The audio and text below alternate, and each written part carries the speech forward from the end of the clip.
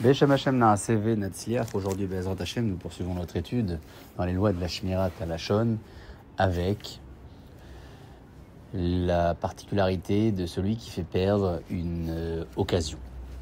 Le péché du Lashon Hara chasse la présence divine. Le Midrash, dans le Dvarim Rabbah d'ailleurs, rapporte. Rabbi Mona dit: quiconque dit du Lashon Hara provoque l'éloignement de la Shrina, comme le dit le roi David. Mon âme est parmi les lions, je suis allongé parmi des hommes dont les dents sont des lances et des flèches, et la langue un glaive tranchant.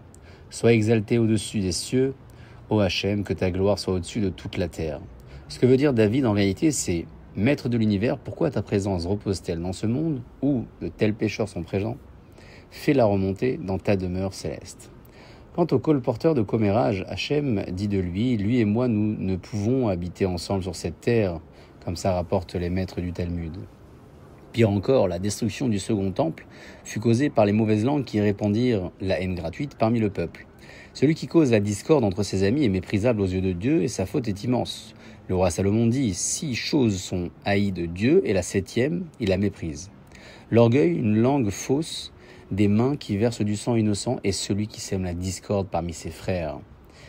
Nos sages disent que la 7e faute est la pire de toutes.